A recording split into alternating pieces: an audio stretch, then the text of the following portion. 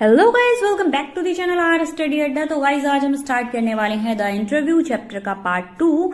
सबसे पहले मैं आपको बता दूं कि पार्ट 1 में हमने डिस्कस किया लोगों के डिफरेंट ओपिनियन को इंटरव्यू को लेकर, एंड पार्ट 2 में हम पूरा का पूरा एक इंटरव्यू डिस्कस करने वाले हैं। तो भाई इंटरव्यू लिया जा रहा है अम्बर्टो एको का, और लेने वाले हैं मतलब क्वेश्चन पूछने वाले हैं मुकुंद पद्मनाभन। थोड़ा अजीब है बट याद कर लेना, पद्मनाभन। एक दो बार पढ़ेंगे तो याद हो जाएगा। तो ये द हिंदू न्यूज़पेपर से हैं, और द हिंदू न्यूज़पेपर आज भी प्रोवाइड है। आज भी आप मार्केट में जाएंगे तो आपको मिल जाएगा। अम्बर्टो एको प्रोफेसर हैं एक यूनिवर्सिटी के। यूनिवर्सिटी का नाम है यूनिवर्सिटी ऑफ बोलोनिया, जो कि इटली में प्रेजेंट है। बस इतना। स्कॉलर भी हैं study of science, literary interpretation, मतलब वो ऐसी कुछ चीजें जो पुराने टाइम में कुछ टेक्स्ट होते हैं उनको नॉर्मल इंसान नहीं पढ़ सकता, उन टेक्स्ट को पढ़कर उनका मीनिंग निकालना, इस काम में भी वो माहिर थे। उसके बाद मिडिएबल एस्थेटिक में भी, मतलब पुरानी आर्ट्स को देखकर उनका मीनिंग निकालना, इस चीज में भी वो एक्सपर्ट थे।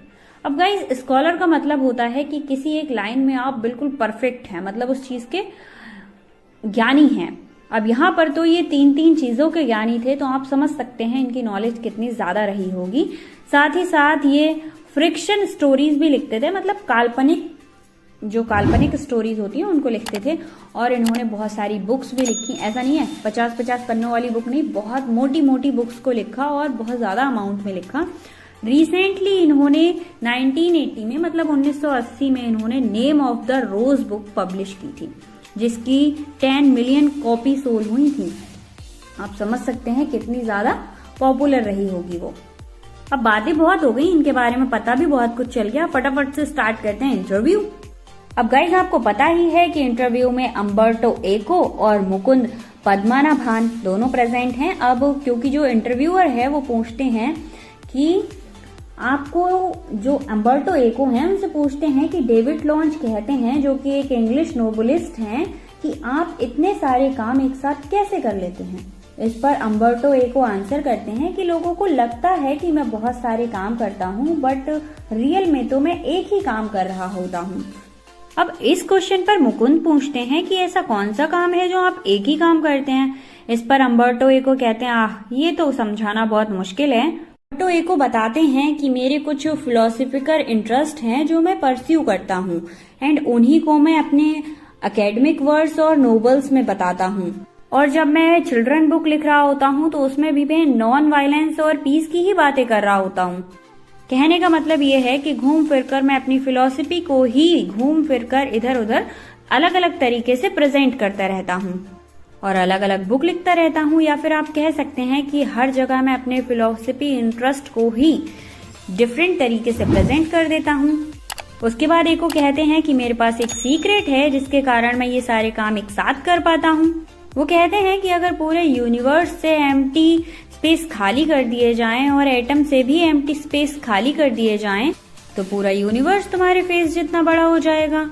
ऐसे ही हमारी लाइफ में भी बहुत सारे एम्प्टी फेसेस होते हैं, जिसे मैं यूज करता हूँ और जिसको मैंने नाम दिया है इंटरेस्टिक्स। जैसे वो कह रहे हैं कि अगर तुम मेरे घर आओगे और मेरा घर जो है वो 3rd फ्लोर पर है, तो जब ग्राउंड से तुम मेरे ऊपर तक आओगे तब तक मैंने एक नोवेल लिखकर कंप्लीट कर लिया होगा। मैं अपनी लाइफ में एम्प्टी स्पेसेस को ऑक्यूपाई करता हूँ। उसके बाद मुकुंद नेक्स्ट क्वेश्चन करता है, कहता है कि लोगों के जो रिसर्च वर्क्स होते हैं या नोवेल्स होते हैं वो बहुत ज्यादा बोरिंग होते हैं, बट आपके नोवेल्स और रिसर्च वर्क में एक अट्रैक्शन दिखता है, एक अलग सी फीलिंग आती है, उनमें एक पर्सनल टच होता है, वो काफी इंटरेस्टिंग लगते हैं। अब मुकुंद पूछना चाहते हैं कि आप नॉर्मली ही ऐसे हैं या फिर आपने इसके लिए कोई मेहनत की है। सीधा सा मतलब था उनके पूछने का कि ये आपको क्या गॉड गिफ्ट मिला है कि आप ये सारी चीजें आसानी से कर पाते हैं या फिर नहीं। इस पर एटो ने कहा था कि जब उन्होंने अपने प्रोफेसर के सामने अपना वर्क प्रेजेंट किया था तो उनके प्रोफेसर ने कहा था कि नॉर्मली जो लोग होते हैं वो पहले एज्यूम करते हैं, मतलब चीजें सोचते हैं, फिर उस पर रिसर्च करना स्टार्ट करते हैं। वो रिसर्च करते हैं एंड कंक्लूजन आता है, उसको ठीक करते हैं, फिर से कंक्लूजन आता है और लास्ट में जो कंक्लूजन आता है उसको अपनी रिसर्च बुक में लिखते हैं। बट भाई एको जो थे वो अपने पूरे वर्क को एक स्टोरी की फॉर्म में लिख दिया करते थे, इसीलिए उनके रिसर्च वर्क उनके प्रोफेसर को बहुत ही ज्यादा अच्छे लगते थे। इसीलिए उनके प्रोफेसर ने उनकी एक बुक को पब्लिश भी कराया था और उनके प्रोफेसर उनको बहुत ज्यादा अप्रिशिएट भी करते थे। इसी कारण एको को 22 या 21 की एज में ही समझ आ गया था कि जिस लाइन पर वो काम कर रहे हैं उसी लाइन में उनको और आगे बढ़ना है। उन्हें समझ में आ गया था कि जितने भी स्कॉलरी बुक होते हैं या फिर जितने भी रिसर्च वर्क होते हैं उन्हें स्टोरी फॉर्म में लिखना चाहिए और उनमें एक नरेटिव एक्सेप्ट भी आना चाहिए। इसीलिए वो अपने सारे वर्क्स को एक स्टोरी की फॉर्म में लिखते थे। इसके बाद एको अपने एक फ्रेंड का एग्जाम्पल लेते हैं जिसका नाम है रोलैंड बार्ट्स। काफी अजीब है ना।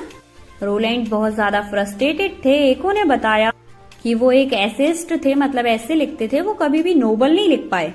उन्हें क्रिएटिव राइटिंग का शौक था और वो नोवेल्स लिखना चाहते थे, बट जब वो नोवेल लिख पाते या फिर क्रिएटिव राइटिंग के बारे में कुछ कर पाते उससे पहले ही वो मर चुके थे। एको साथ ही साथ ये भी बताते हैं कि उन्हें इस तरह का फ्रस्ट्रेशन कभी भी महसूस नहीं हुआ और उन्होंने ये नोवेल्स गलती से लिखना स्टार्ट कर दिया था, जिसकी वजह से उन्हें नरेटिव टेस्ट या फिर कह सकते हैं स्टोरी लिखने का जो मजा है वो अचानक से स्टार्ट हो गया था बस। अब क्योंकि उन्हें नोवेल लिखने का मौका मिला था, इसी कारण उनका जो फ्रिक्शनल लिखने का, काल्पनिक चीजें लिखने का कीड़ा था ना, वो बाहर आ गया और उन्हें मौका मिल गया। मुकुंद कहता है कि जो आपने 1980 में एक नोवेल लॉन्च की थी जिसका नाम है नेम ऑफ द रोज, जिससे आप बहुत ज्यादा फेमस हो गए थे। जहां तक मुझे पता है कि आपने 5 नोवेल्स ही लिखी हैं, बट रिसर्च वर्क की बात करें तो आपने 20 से ज्यादा रिसर्च वर्क दिए हैं। इस पर एको कहते हैं 20 नहीं 40 से भी ज्यादा। तो मुकुंद कहते हैं बताइए, आपने 40 से भी ज्यादा रिसर्च वर्क लिख रखे हैं, बट अगर आप किसी नॉर्मल इंसान से आज खुद के बारे में पूछेंगे तो वो एक नोबल के बारे में ही आपको जानता होगा, मतलब नोबल के थ्रू ही आपको जानता होगा। मुकुंद कहता है कि क्या ये चीज आपको परेशान नहीं करती एको? तो एको कहते हैं कि हाँ, ये चीज मुझे परेशान करती है कि लोग मुझे एक नोबलिस्ट के नाम से जानते हैं। मैं भी अपने आप को एक यूनिवर्सिटी का प्रोफेसर ही मानता हूँ जो कि नोवेल तो एक फ्री टाइम में लिखता है, जब उसको टाइम मिलता है तब वो लिखता है, बट लोग उनको उनकी हॉबी की वजह से जानते हैं, उनके एक्चुअल वर्क की वजह से उनको नहीं जानते हैं। और वो कभी भी राइटर्स की मीटिंग को अटेंड नहीं किया करते थे। एको बताते हैं क्योंकि वो एक प्रोफेसर हैं, इसलिए वो अकेडमी की मीटिंग्स को और अकेडमी के जितने फंक्शन होते हैं उन्हीं को अटेंड करते हैं। इसके बाद एको कहते हैं चलो कोई ना, मैं जानता हूँ कि लोग मुझे मेरे काम से नहीं, मतलब नोबलिस्ट के नाम से जानते हैं, बट मैं किसी से उम्मीद भी नहीं कर सकता कि कोई मेरे रिसर्च वर्क को पढ़ेगा। मतलब एक नॉर्मल इंसान उनके रिसर्च वर्क को क्यों पढ़ेगा। फिलहाल वो कहते हैं कोई बात नहीं, लोग जानते तो हैं ही। उसके बाद जो मुकुंद है वो पूछते हैं कि आपकी जो नोवेल है जो अभी आपने लॉन्च की है जिसका नाम है नेम ऑफ द रोज, ये एक बहुत ही सीरियस नोवेल है जो स्टार्ट होती है एक डिटेक्टिव की स्टोरी के साथ, बट लास्ट में जाकर आप मेटाफिजिक्स, थियोलॉजी और लास्ट में जाकर आप हिस्ट्री की भी बातें करने लगते हैं। बट फिर भी आपका ये लेटेस्ट बुक लोगों के बीच बहुत ज्यादा फेमस हो चुका है और लोग इस नोवेल को काफी ज्यादा एंजॉय कर रहे हैं। तो मुकुंद उनसे पूछता है क्या आप इस नोवेल की सक्सेस को लेकर कंफ्यूज हैं या फिर सेटिस्फाई हैं। इस पर एको कहते हैं मैं बिल्कुल भी कंफ्यूज नहीं हूँ, बट जो जर्नलिस्ट हैं या फिर और लोग हैं वो काफी ज्यादा कंफ्यूज हैं इस चीज को लेकर। लोगों को लगता है कि, मतलब इंटरव्यू वालों को लगता है कि लोगों को डिफरेंट तरह के चीजें पसंद नहीं है, बट ऐसा नहीं है, लोगों को डिफरेंट चीजें पसंद होती हैं। फिर एको कहते हैं कि हमारे पूरे वर्ल्ड में 6 बिलियन से ज्यादा लोग रहते हैं, बट मेरी बुक को तो बस 15 से 20 मिलियन लोगों ने ही देखा है। मतलब मेरी बुक ने एक बहुत छोटा सा पार्ट कवर किया है और एक तरह से ये जो अमाउंट है, ये लोग हैं वो वही लोग हैं जिनको डिफिकल्ट रीडिंग एक्सपीरियंस पसंद है, वही लोग हैं ये, या फिर वो लोग जो कभी कभी डिफिकल्ट रीडिंग एक्सपीरियंस करना चाहते हैं। इसके बाद एको बताते हैं कि मैं खुद भी रात में सीरियल्स देखना पसंद करता हूँ, इमरजेंसी रूम या डिफरेंट सीरियल होते हैं उनको देखना पसंद करता हूँ, बट मैं उसको पूरी रात या पूरे दिन तो नहीं देख सकता हूँ। वैसे ही सेम मेरी बुक के साथ है कि कुछ लोग ही होते हैं जिनको कभी कभी ऐसी बुक्स पढ़ना पसंद होता है। इसके बाद मुकुंद अपना लास्ट क्वेश्चन पूछता है कि आपको क्या लगता है कि आपकी नोवेल में मिडिएवल हिस्ट्री के बारे में बातें की गई हैं, इसलिए ये इतनी ज्यादा फेमस हुई है। इस पर एको कहते हैं मुझे इतना तो नहीं पता। वो कहते हैं हो सकता है। उसके बाद एको एक इंसिडेंट बताते हैं जिसमें एक अमेरिकन अमेरिकन इंसान ने कहा था कि यहाँ आकर लोग इतने ज्यादा हिस्ट्री के बारे में नहीं पढ़ते हैं। वो अमेरिकन पब्लिशर को मेरा बुक बहुत ज्यादा पसंद आया था, बट उन्होंने कहा था कि इसका 3000 से ज्यादा कॉपी नहीं बिकने वाला है। इस पर एको बताते हैं कि इसलिए उन्होंने केवल 3000 कॉपी ही रेडी रखी थी ताकि वो अमेरिका में सेल कर पाए। पर ताज्जुब की बात यह थी कि वहां से 2 से 3 मिलियन कॉपी सेल हुई थी, जो उनकी सोच से बहुत ज्यादा था। इसीलिए एको कहते हैं कि ऐसा नहीं है कि मिडिएवल हिस्ट्री के कारण ही ये बुक की सेल हुई है, क्योंकि लोगों को मिडिएवल हिस्ट्री पढ़ना इतना ज्यादा पसंद नहीं होता है। साथ ही वो बताते हैं कि उनके अलावा बहुत सारे राइटर्स हैं जिन्होंने मिडिएवल हिस्ट्री के बारे में बहुत कुछ लिखा है, बट वो तो फेमस नहीं हुए, तो मेरी ही बुक इतनी ज्यादा फेमस क्यों हुई? ये एक बहुत बड़ी मिस्ट्री है। उसके बारे को ये भी कहते हैं कि इस बुक को मैंने 10 साल बाद या 10 साल पहले लिखा होता तो ये इतनी ज्यादा फेमस नहीं होती। और ये बुक इस टाइम पर इतनी ज्यादा फेमस कैसे हुई, ये एक बहुत बड़ी मिस्ट्री है, और ऐसी मिस्ट्री है जिसको कोई भी सॉल्व नहीं कर सकता।